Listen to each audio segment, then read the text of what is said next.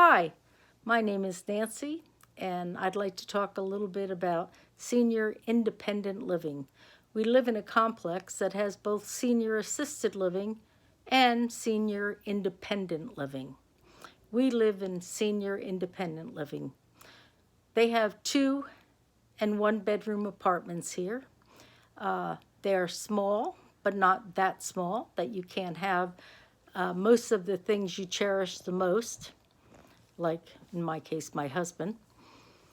But you also have room for other things that you enjoy.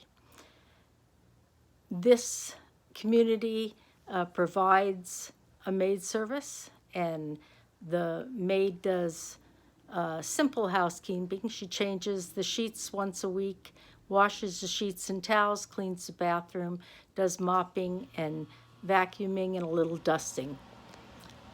It also provides 3 meals a day. So we have breakfast, lunch, and dinner at a certain time. We also have a sort of garden area inside where they have fresh vegetables and fruit that you can have during the day. They sort of recommend that you just take what you can eat that day. To give you an example of our menu, today's menu was pancakes for breakfast and cream of wheat and a breakfast ham and fresh fruit.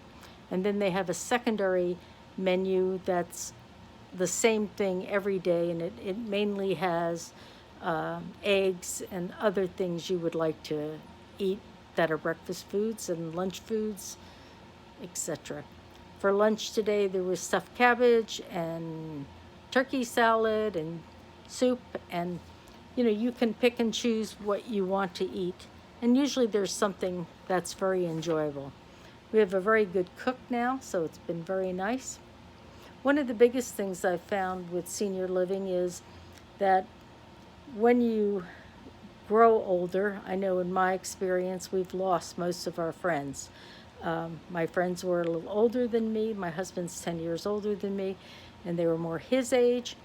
And unfortunately, they passed away. So our activities to go out and do different things were just family things because we only had a few friends that were left. So moving into a community, you have a couple hundred people that you can be friends with, that you can do things with, and within that you can find some nice people, and there's a lot of nice people. Anyhow, the activities we have are exercise, brain games, computer classes, coffee and communications, and these are different times during the day. Bowling, bingo, bean toss, bean bag toss, that is, and cocktail hour, and then a movie every night at 6:30. The other thing that I think is really important, a lot of times as you get older, you don't drive anymore, so you don't have the availability to get to doctors. You're asking your kids constantly, etc. And this stops that because they have 2 buses and 3 drivers, and pretty much they go almost anywhere you want, including a free day on Friday where you can pick a place and put it in, and then the driver will take you there. So you can go to your doctors, you can go to the bank, you can go to the post office, you can go to grocery stores, Walmart. Besides, we have a front desk, and that front desk, if you don't want to eat in the dining room, you can order your food, and it's an extra charge, but you can then pick it up and take it to your room and eat it in your room. The front desk also is nice because they coordinate all the drivers, so when you have a doctor's appointment, you give it to them, and then they'll call you the day before and say, hey, Nancy, you have to be down here at 7:15 if you want to get to the doctor in time. So then I'm down there at 7:15 to get to the doctor on time. In general, the staff here is very aware of seniors and is very kind and nice. I got a lot, my children helped me a lot to put things up, but when they couldn't do it anymore, the maintenance people were nice enough to hang a few shelves and do things for me. They even moved a few that I didn't like exactly how they were. So they're very kind. Sometimes you have to wait. Obviously, if there's a water leak, that's going to come before your shelf. But in general, they're very nice and try to accommodate you as quickly as possible. The front desk is just outstanding. They really are. They make sure that if you have packages to return, it's okay. They pick up prescriptions for you.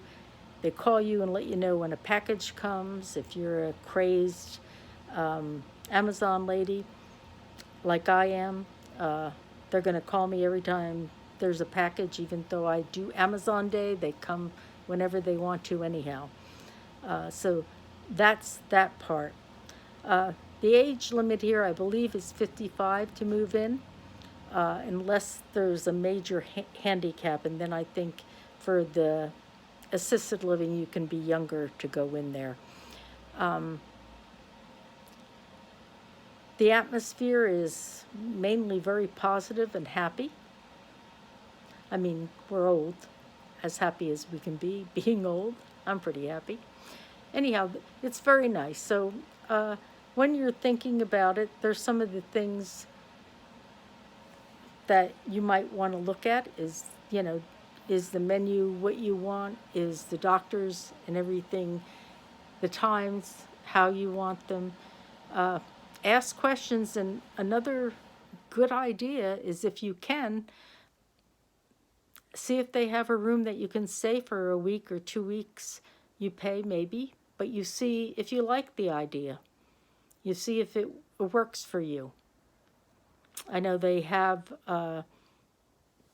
for family members, you can like rent a place and then they can stay there. Or like I have a sofa, I could have somebody sleep on my sofa if they wanted to come visit. They allow one person for, not forever, obviously, but for a certain amount of time. And you do have to pay, and you do have to pay extra for guests that have meals. And if there's a number of guests, you need to do it ahead of time so the cook knows how much that you're going to have 20 people or 10 people. Never had that, but if you ever did, it's nice to let people know ahead of time.